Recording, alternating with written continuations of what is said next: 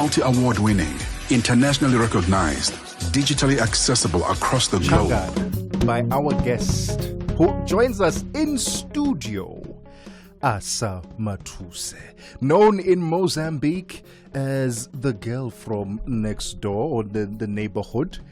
But her voice now echoes far beyond Maputo. Based in Paris, she blends traditional Mozambique rhythms with jazz, pop, and electronic, singing in Portuguese, English, French, and Changana. Yes. The multi-talented. The multi-talented.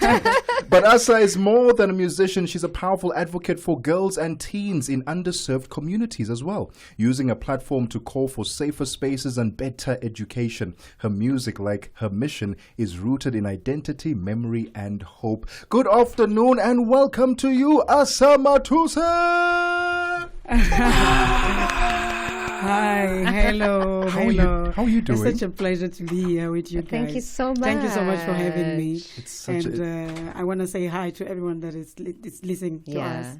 And it's just a pleasure. Muito obrigado for Oh, being de here. nada. That's about That's the the only only thing you can the say. only thing I can say. Only thing I can say. Let's talk. Maybe something in Changana. What can I say? Thank you. Nakensa, Nakensa, yeah. Nakensa. Oh my goodness me. There we go. Let's talk about, you're in South Africa at the moment. Yes.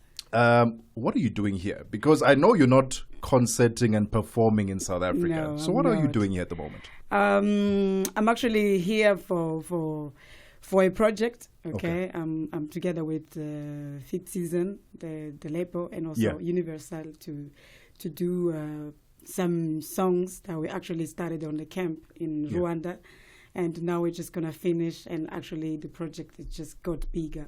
That's why they got me here, so we could finish, and it looks so good so far. Are there And I'm any? looking forward? Yes. Are there any South African artists that you'll be collaborating with, or that you're currently collaborating on this project? No, not really, but I'm collaborating with producers, not really singers and performers, but producers that actually are really, really great. I'm having such a good time on studio. I prefer to be on stage normally, live music. Yes. But that's the first time I can say that it's so funny. It's so fun to be on studio and just record with those guys. And I think South African producers, maybe they have different energy. No, definitely. Yeah. I think a lot of musicians are enjoying working with South African musicians now and producers. You see the Afrobeats artists also coming through to South Africa to collaborate, especially now that Mapiano is such a big genre. Yeah, it's really big now. But I mean, your type of music blends so many genres together. You have a little bit of jazz, pop, electronic music. How do you approach fusing these genres in such a unique way?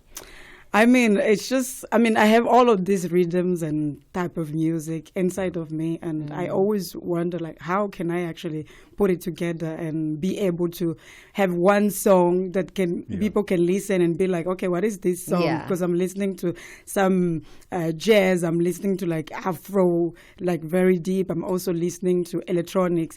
Actually, that's the reason I went to Paris, because I wanted actually to have something for my country, but to have a different approach when it comes to the sounds, you know. And when we talk about keyboard and producers in Paris, I think they're really great. When with the keyboard sounds, and this is something that we don't have much in Maputo in Mozambique. So I really love jazz. I love pop. I love. I even love Afrobeats. Now Mapiano that is taking the world. I love all kind of music, because music is just the music. When you listen to the melody, you don't really care much what type of music it is, as long as it takes you somewhere. So I have this facility to actually be able to combine all of those in one song. And that the new project is also coming there to show that even a Mapiano, Assa Matusse can kind of mix and show to the world.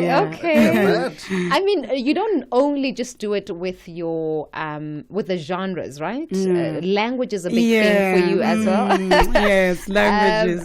You sing in Changana, French, Portuguese, English. How important is it for you? It seems like exposing exposing yourself not only to different genres, but also the world. You know, you moving to a completely different continent and country just to enhance your music. So exposure is quite an important thing for you. Diversification is quite important. Talk to us about that. Why is that? Yeah, I mean, has the song Changana. I mean, you didn't understand everything, but it talks about people, the ethnic Changana, and I'm part of that. And I remember when I was younger, I used to be, I used to feel really bad and small comparing to the other kids because I was the one that speaks Changana at home because my parents, they didn't go to school, so they couldn't speak Portuguese with me, right? So with the time, I just grew up and I started to feel and think like, I think languages is actually something that I want to use in my music when I realized that I want to sing and that music actually chose me, because unfortunately you don't really even choose, you know. It just comes and you have to do it. So I remember just telling myself the first gig I had, actually the first prize, you know, in Mozambique, I took the money and I just wrote myself at the music school, not a music school, Institute de Línguas, where you can learn languages. So I could speak English, but it was only 3 months of English. And then I had to go to Norway. So actually I do speak Norwegian as well. Really? Yeah, I had to go there for a project, a music project. I had to finish my music school there. So I also speak Norwegian. So the thing with languages, I use them actually as a tool to kind of communicate and kind of empower myself and those who couldn't. And still now we have a lot of families, you know, that home they speak Changana because the parents cannot speak Portuguese because they didn't have opportunity to actually learn the language. And I always felt like now it's time to actually, to stand up for ourselves and just show that being a Changana doesn't mean we just like a less. So that's why I use so many languages in my music, because I feel like that's the way to communicate to everyone, but also to just feel proud. Like today I can speak so many languages, so why not use them for my music? Besides using languages as a way to communicate better and express yourself better, and so that so many other people can relate to what you're saying in a more emotional way, you are giving back. Your work in philanthropic work or activism work. Talk to us about what got you into working with especially the young girls in Maputo. What drove and what inspired that? I think I was inspired by me because I'm a girl from the neighborhood, where opportunities are kind of a bit far from us, and we have to actually look for them and really do the best we can to get them. And in Mavalan, I'm from Mavalan. We have Mavalan, and Shamankulu and Mashakeng. Those are the neighborhoods that are really close to the city center. And normally they say, like, before, when it was colonialism and everything, people used to run, and they created these neighborhoods to kind of hide. So my father also did the same, and he went to Mavalan, and in Mavalan, I remember when I started music and everything, it was really hard for me to actually feel safe because we didn't have electricity. Now things are changing, right? We don't have electricity in the neighborhoods, so it's really, girls are just scared to go and come back, even because sometimes they can start school at 1 o'clock and then you have to leave it at 7. So you think like, okay, how am I gonna get home? Because there is so many bad guys in those neighborhoods. So my strategy actually was just make them my friends, you understand? So I started to talk with the girls from Horizonte Azul, where I'm like representing girls and everything, and I just talk to them, and everyone have the same strategy.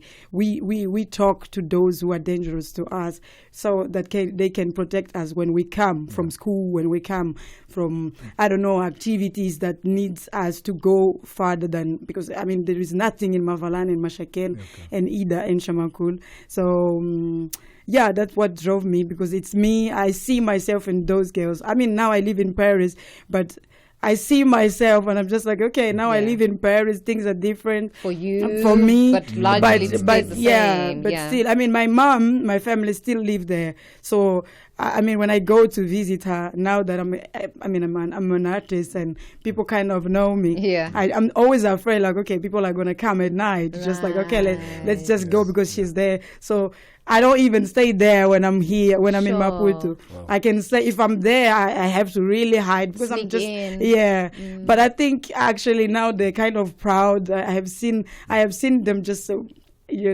waving and stuff. So I think things are really changing, and girls are starting to actually speak up for themselves, and we're asking only to have more electricity and more security in the neighborhood. Yeah. I mean, you speak so passionately about your country, Assa. One can tell that you really do care still. You are still deeply rooted to home. And that's why you're taking Changana, the concert, back home. Tell us a little bit about it. I'm going to have this performance on the 13th of June. Actually, it's just like a concert that it's going to be talking about my history. Like I'm going to be having some videos and great artists that have been supporting me since I was younger. And it's going to be a very, very special. And I think my first concert, the one that really I will never forget, it was even in Maputo, where I had so many people watching, and I'm going back to the same room, to the same concert room, to do another concert. And I'm having guests that have been supporting me. Awesome. And I'm really excited actually to kind of come again home and I share with them like everything that I've been experiencing in the world, because I mean I'm traveling a lot now, but still Mozambique is where I feel more comfortable to perform, because they understand literally everything I sing. They vibe with me. I mean, music has no language, but I feel the difference when I'm performing in Paris and when I'm performing in Maputo. So I'm really, really excited and looking forward to this concert. And I want to invite for those who are going to be in Maputo to be there, because it's going to be really. You said 13th of June. You'll be in Bushfire as well. Yes, I'm going to perform on Bushfire on the 30th. Of May. So this is next weekend. Sure. Yeah. All right, it's going to be Friday the 30th. Yeah, Friday. On the main stage, just watch me. Just look for me there. Catch me there. Incredible. So, I mean, you said you are working on this project. Do you know a release date yet? No, I cannot actually. You can't tell us. But I cannot tell you because otherwise I'm going to have people in my bag. Yes. Give us a little bit of a... No, but it's coming this year. Okay. Yeah, right, there we go. Look out for it. And that is our guest this afternoon, Assa. And if you happen to be in Mozambique on the 13th of June, if you happen to be in Eswatini on the 30th of May, check her out at Bushfire. That is Assa Matusse. And she is our artist for the afternoon. We will be back. We'll be back. Yeah, after the news. I would love. There's still more to talk about. Assa. Will you grace us? Grace us and serenade us. All right. Wonderful. It is 3:00 Central African time. Let's head on over to the news. When we come back, we'll continue our conversation with Assa. SABC News.